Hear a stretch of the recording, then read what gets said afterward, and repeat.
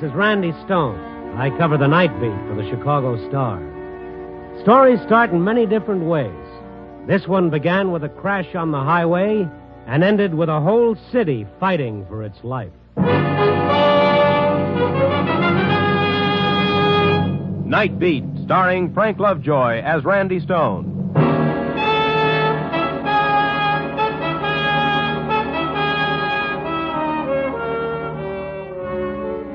Joe's Diner is located about 10 miles out of town on the highway going north to St. Paul.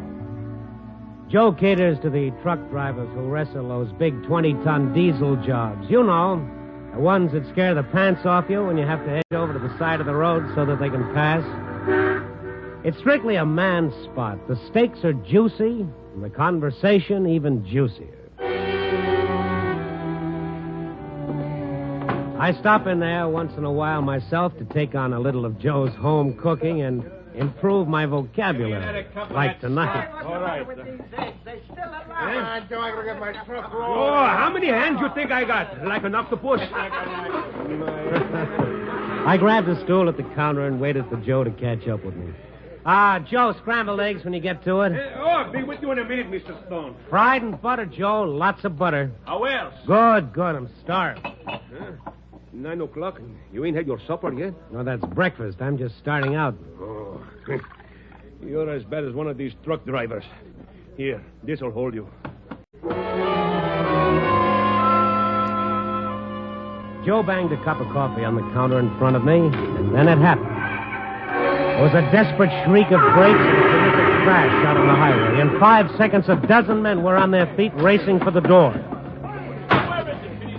Holy mackerel, call the cops, Joe. Tell them to send an ambulance.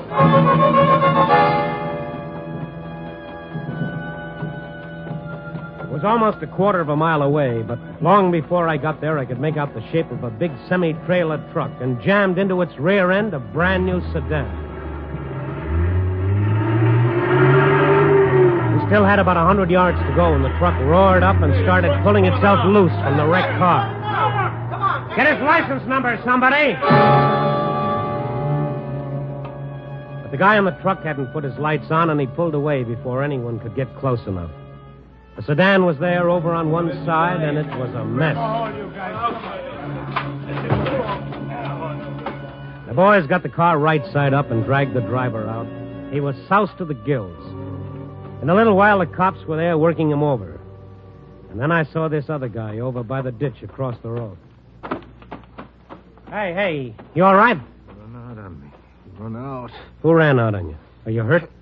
Look, mister, I gotta get away from here. Oh, I see you were in the truck. Yeah, I was in the truck. Look, I gotta see a doctor, this hand of mine. Cops will take care of it for you until the ambulance gets here. I don't need no ambulance. Here's another one over here, Sergeant. Okay. I tell you, I can make it okay. Well, hello, Stone. How did you get here? Fly? How are you, Sarge? This fellow in the wreck? He was in the truck. Yeah? What's your name? Harry Waldo. Driver's helper? No, I just bummed a ride. The guy gave me a ride about 100 miles back. Where do you live? Here, Chicago. You get the license number of the truck? No, I didn't pay no attention. What was the driver's name, Waldo? Well, I didn't ask him.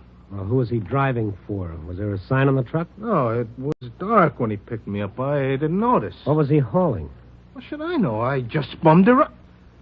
Say, who is this guy, officer? Do I have to answer his questions? It won't hurt any. Was it a refrigerated truck? No, it wasn't. Well, that's the first thing you seem sure of. How come? Well, it was kind of all beat up, and...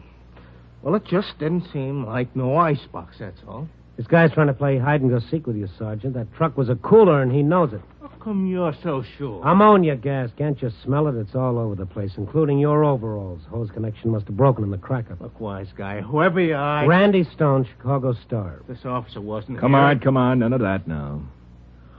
Okay. I'm in the truck. There's a crash, and I get out to see what hit us.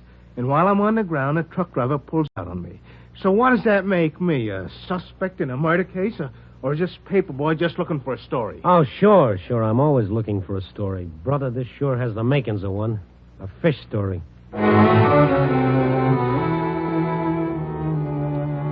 sergeant got a few more vital statistics on Harry Waldo and then let him go with the usual business about keeping in touch in case the police wanted him for further questioning. After the mob cleared, I went over the area again in the dark. There was nothing. In the ditch, I noticed a battered-up wooden box, the kind they ship butter in. There was nothing there. So I went back into Joe's and phoned the story into my paper.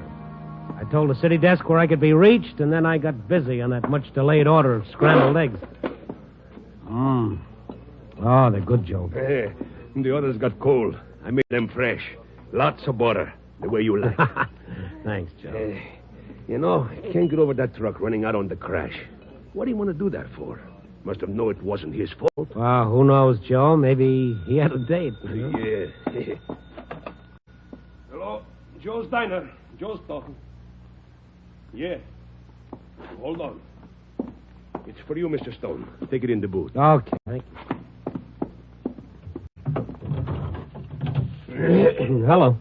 Andy, this is Mac on the desk. Oh, well, that figures. On that crash story you phoned in, is that all you can give us? What else do you want? How about the truck? What was it hauling? Sorry, Mac. All I know is what I phoned in. Did you ask around? Well, of course I asked. Nobody knows. If you'd like to send out one of your better men for a follow-up... Funny stuff, Randy. Could the truck have been hauling butter? Butter? Why? Something came in on the wires this afternoon. I thought we could tie it in with the truck running out. Oh. I'll read it to you. It's date line Emerson, Manitoba, Canada. This city, hard hit by recent floods, reports theft of 21 tons of contaminated butter, which was being removed from the Ajax Creamery for disposal. Contaminated? The condemned butter, bearing the trade name of Dandy D, had been submerged for 3 weeks in stagnant sewage water because of recent flood conditions. Health authorities have expressed fears the butter may become the cause of a widespread typhoid epidemic. Typhoid? You think there could be any connection, Randy? 20 tons of typhoid fever in Chicago? It makes sense, Randy. It's only a little over 900 miles from the border, 2 days by fast truck. And it's a cinch they'd have a tough time getting rid of it any closer. Randy, you still there? Yeah. I'm not feeling so good, but I'm here. What's the matter with you? Just feeling that I'm on the verge of a story, one that I can do without. I ran back out to the ditch where I'd seen the wooden box. It was there all right.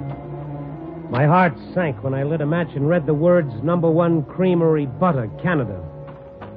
Then I kicked the box over and saw a couple of greasy packages. There was some sort of a wrapping on them. When I read the words Dandy D, I began feeling bugs crawling down my throat. I went back to Joe's and got all the newspaper I could find and a pair of cotton gloves to boot. Then I picked up the box, put it in my car, and drove down to the Star. Mac's eyes popped through his glasses when he saw it. He got some Board of Health official out of bed and gave him the story over the phone. By the time we were through taking pictures, they had a crew of experts there to haul the stuff down to the lab for analysis. In the meantime, I helped Mac fix up a spread for the morning paper in the biggest, blackest type we had. Well, does that make you feel any better, Randy? That sure does. That warning ought to make a suspect out of every pound of butter in town. Nobody could possibly buy the stuff now. They'll have to ditch it. Randy, there's over $10,000 worth of butter on that truck. And typhoid or no typhoid, those guys are going to try to sell it. But how can they? No trick to change the wrapper. Only one way to stop them. Find the truck. Oh, yeah. I'll tell them that down at police headquarters. Yeah. Wait a minute. All right. Close that door. City desk. Yeah, Mac talking. Oh, you did? You sure? Yeah. Yeah, we'll do all we can. Yeah, thanks for calling. Who was it? On your way down to police headquarters, Randy, you can take a little time out to pray. That was the lab man from the Board of Health. Well, what was the verdict? That butter is crawling with pestilence and death. Typhoid? Pestilence and death. Those were his exact words.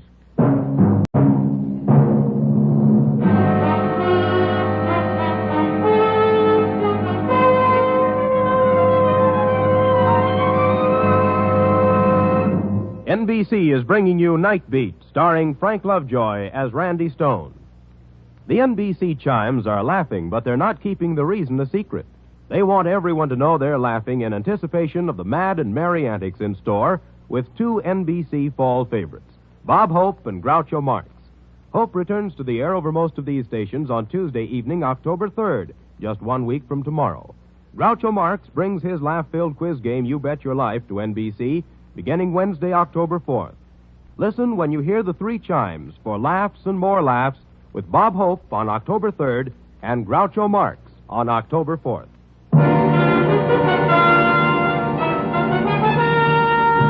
And now back to Night Beat and Randy Stone. At first, the police treated the typhoid butter story like it was a circulation builder for the Star. But bad news travels fast, and by the time I got in to see Police Chief Captain Sorensen, he'd heard all about it. He was a very worried man. Hello, Randy. Come down to help me word my resignation? Oh, it's that bad, huh? Haven't got a thing. What about that Waldo fellow who was on the truck? Have you picked him up? He forgot to arrive home after the accident. Well, that truck's got a hold up someplace. I've set up roadblocks. I've sent out patrols. There's not a back alley in this city that won't be searched tonight. But we still have no real description of the truck. Well, have you checked all cold storages and creameries? First thing, nothing's come in. You know, Mac thinks they may change the wrappers on the butter. Maybe if you call the printers. No good, Randy. You can buy wax butter wrappers in any paper supply house. This thing has been pretty well thought out. Well, no use my adding to confusion around here. I mind if I go down to this Waldo's place and have a look around? Of course not. It's a boarding house over on St. Mary's Avenue. But look out for the old lady who runs the place. She'll talk you into a corner and keep you there. Don't worry about me, Captain. With little old ladies, I come out fighting all the time. It was 11:30 when I pulled up in front of Harry Waldo's address. It was one of those sad-looking houses that seemed to be held together by memories of what they used to be 40 years ago. Now there was a sign in front that read, Furnished Rooms, Mrs. Angela Barr. I rang and waited. Someone had drawn the curtains apart a little and was giving me the once-over. Yes, Mrs. Barr? yes. What is it? Can you open the door, please? It's urgent. Goodness gracious, you police are the most persistent... I'm not with the police, Mrs. Barr. Not with the police. But you must be. They've been coming and going all night long. No. I'm a newspaper reporter on the Star. My name is A newspaper reporter. What a pleasant surprise. I declare I'm so excited. You must come in the kitchen and I'll make a cup of coffee. No, thanks very much. You're very kind, but I really must... What did you say your name was? Stone, Randy Stone. Oh, yes, of course. You sure you wouldn't like some coffee? No, nothing, thank you. Mrs. Barr. Oh, goodness, she's awake. Mrs. Barr, who is it? It's all right, Nancy. It's just a visitor. Go back to sleep, dear. Is Mommy home? I'm scared. Now, there's nothing to be afraid of. Your mother will be home in a little while. Just go back to sleep like a good girl. All right. That's quite a cough. Yes, the child has had such a cold. Poor Ellen is worried sick about her. Ellen? Her mother, Ellen Spencer. She's one of my tenants. Oh, yes. Look, Mrs. Barr, I wanted to ask you some questions about another of your tenants. Oh, yes. Mr. Waldo. The police have been bothering me all night. Whatever has he done? The police wouldn't tell me. Well, he's done plenty. He's stolen a truckload of butter from the flood area up north. Stolen? Well, that's not all. That butter is contaminated with typhoid. If it ever gets into circulation, we'll... Oh, how dreadful. How very dreadful. Mrs. Barr, I have a favor to ask. Now, how could I possibly do you a favor, Mr. Stone? I'd like to have a look at Mr. Waldo's room. But the police have already been through his room. Yes, I know, but you know how it is when you've got to write a story. There's nothing like seeing it firsthand. But at this time of night, do I have to let you in? Well, legally, no. Well, then, You mean you refuse? not exactly. Only surely a rich and powerful paper like the Star. Now that Mr. Waldo has disappeared, I'm sure I'll never get the rent he owes me. Yes, I see. Now, how much? Oh, dear.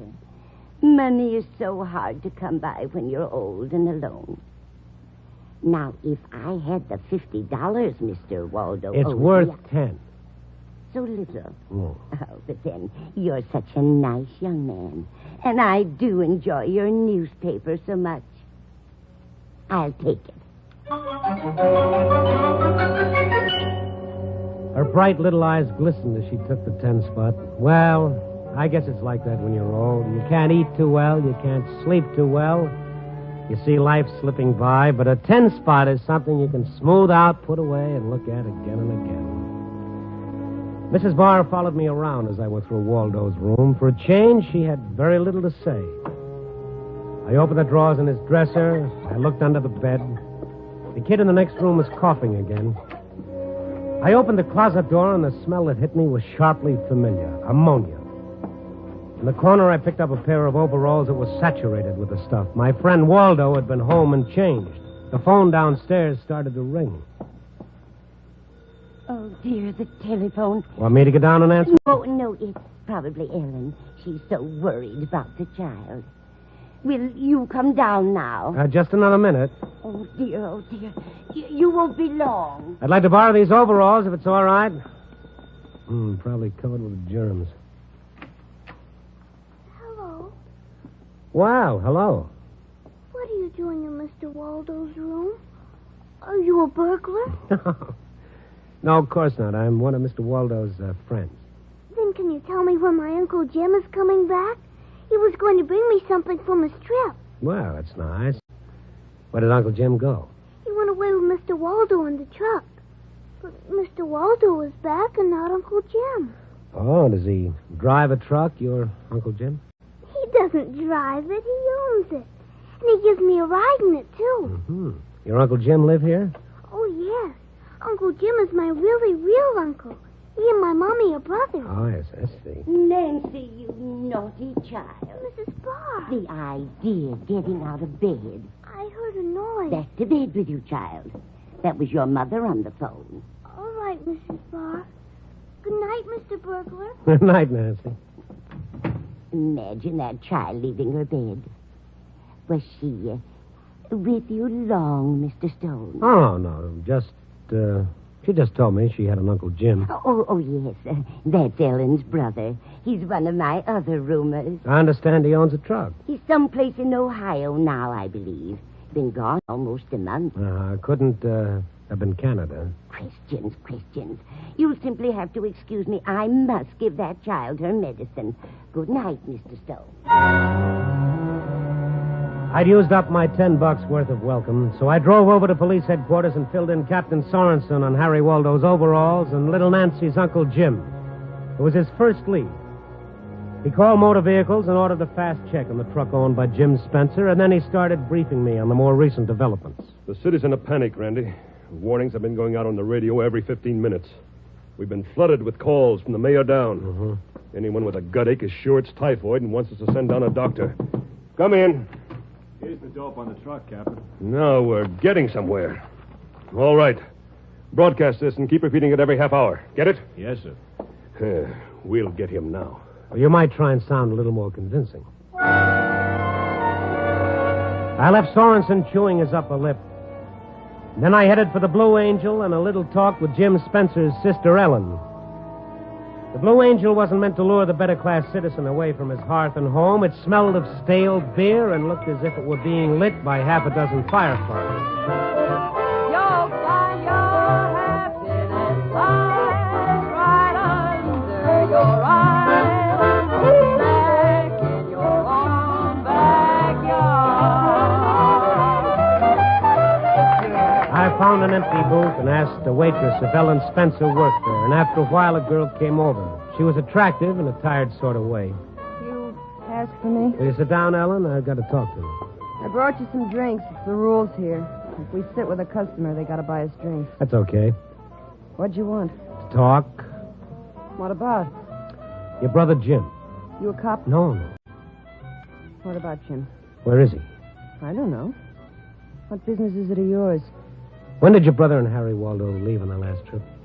A week ago. Mrs. Barr said Jim was in Ohio. Ah, that old hag. She's in his second childhood. Mm-hmm. Jim hasn't phoned you tonight? No. What's all the noise about anyway? The kid gets scared and runs out on a traffic accident, so they'll catch him and give him 30 days. He'll be back. Who told you about it? I heard it over the radio. Really? How did you know it was Jim? Well, I... You spoke to Harry. Yeah. He phoned me to tell me Jim was all right. Did he tell you they were hauling a load of stolen butter? Did you listen to the warnings over the radio about that butter? It's loaded with typhoid, that stuff is. Oh, that's a lie. Just a smart police gag to get the butter back. Harry tell you that, too? We got some of that butter, Ellen. It's been soaked in sewer bilge for a month. Jim wouldn't touch anything like that. He's a good kid. Maybe Jim thinks it's a gag, too. Might even get to eat some of the stuff. I don't know what you're talking about. Look, mister, I'd better go back to work. Ellen, you want it on a phone. I'll have to leave now. If you hear from Jim, tell him what he's up against. Yeah. Yeah, I will. And tell him to wash his hands. Good. I followed her to the phone booth or whatever the call was. It was brief. She hung right up, so I went outside, watched her through the door. In a few minutes, she came out wearing her coat. I slipped around the corner, watched her climb into a cab. I jumped into my car and followed. The cab stopped in front of her house. I parked my car half a block away, waited until all the lights went off, and then I got out and walked around to the back of the house. Somewhere inside were the directions to that missing butter. It was easy raising one of the kitchen windows. I climbed in. I stood for a minute, getting used to the dark. And then suddenly a switch flicked on and the place was flooded with light. Randy Stone, Esquire, standing there, stupidly blinking his eyes. Ellen walked a few steps toward me. She didn't scream. She didn't holler. Isn't this carrying your job a little too far? I knocked on the door, but nobody answered, so I turned the knob. Well, turn it again and get out. Somebody phoned you just before I left the Blue Angel. Was that Jim? That's none of your business. Now get out. If I go, Ellen, the place will be swarming with police in 15 minutes. What do you mean? Just this. You know where Jim is. If you won't tell me, you'll have to tell the cops. And when you do, you'll be involved. They'll make you an accessory. Well, let him. Where's the old lady? Out for a drive. At 1:30 in the morning? She's the one who phoned me. She said she was going batty with cops hanging around. She had to get out of the house. Ellen, for the last time, where's Jim? I told you before, I don't know. They're closing in on him.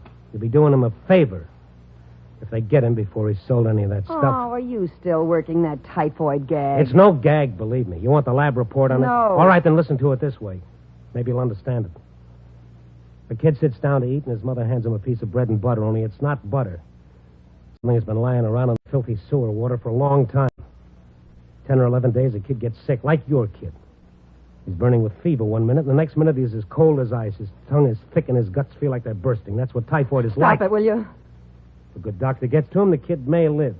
Lots of kids may not be that lucky, Ellen. Also, you can keep your kid brother out of jail.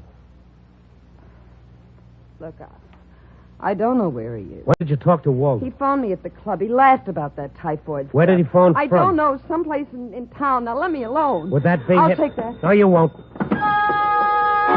Ellen made a grab for the phone, but I beat her to it. She clawed at me. I had to get rough, but I got the receiver. Hello. This is the long-distance operator. Yes? On your call to Elwood, we are unable to contact Mr. Jim Spencer. Shall we continue to try? No, thank you. Was that, Elwood? Yes, sir. Elwood, Illinois. Thank you, sir. That was it, so they'd gone on to Elwood. I called Captain Sorensen. He picked me up in a squad car with two of his best men. It was a 70-mile ride to Elwood, and we made it in a little over an hour. It was after 3 a.m. when the clerk at the only hotel in town showed us his register. There was no Waldo and no Spencer. Then Sorensen got a bright idea. He asked the clerk if there was a creamery in town. There wasn't. No cold storage plant either. Just old Mayor Hoskins' ice house down the road. We jumped into a car and drove over there.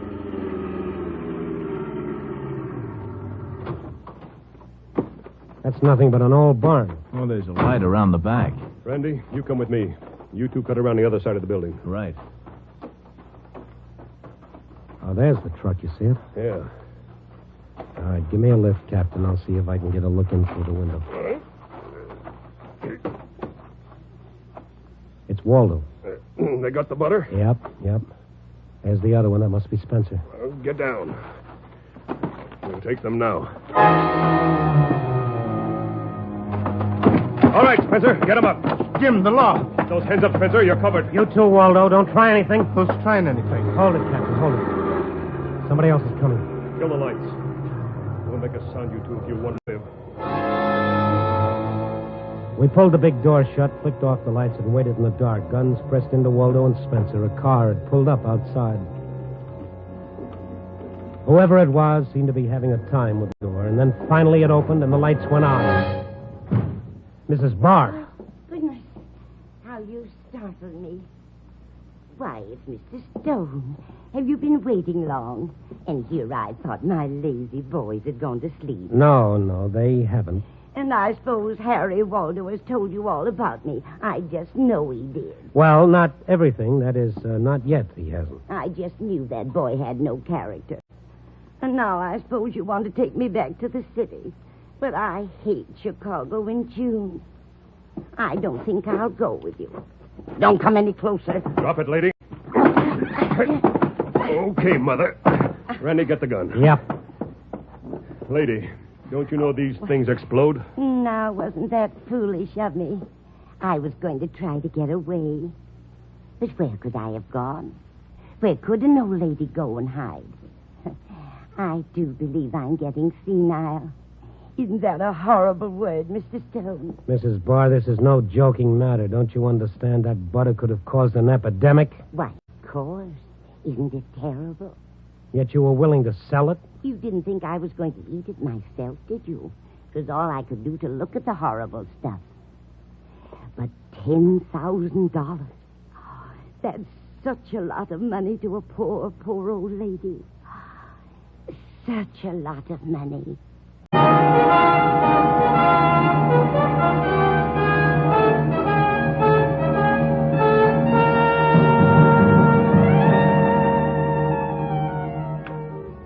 10 a.m. and it's all buttoned up.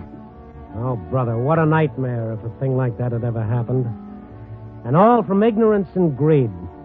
What's that old wheeze about money being the root of all evil? Well, it's not just money. There's got to be a touch of insanity sprinkled in along with it. Like that poor old lady. Poor? When the cops ran a make on her, they uncovered a fascinating record of over 50 years of criminal history, not to mention a dozen bank accounts. Guess she didn't trust banks any too much. Such a sweet old doll. Well, at least I got to see the sun come up this morning while we were driving back, climbing up into the sky like a great big yellow ball of butter. Oh, no, what am I saying? Copy, boy.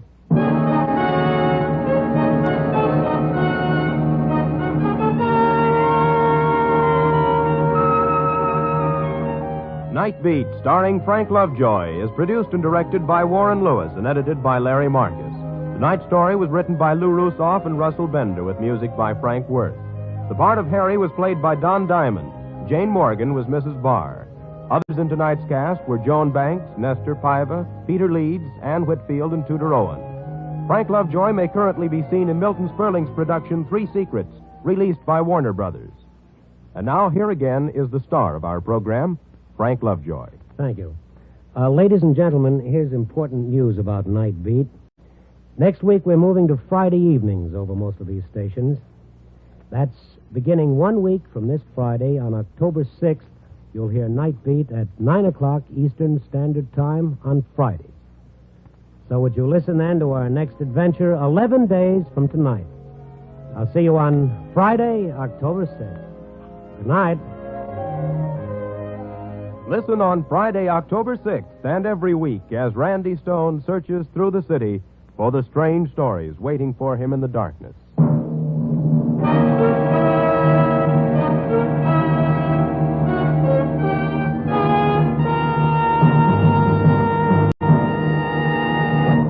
Night Beat came to you from Hollywood.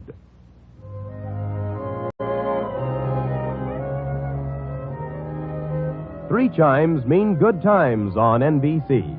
Friday, October 6th means the return of Chester A. Riley, played by William Bendix, in the hilarious The Life of Riley. Mom, Babs, Junior, Digger Odell, and the entire cast will be on hand to join in the fun. Saturday, October 7th is the day when Dennis Day and Judy Canova will be back on the air. Make a listening date now.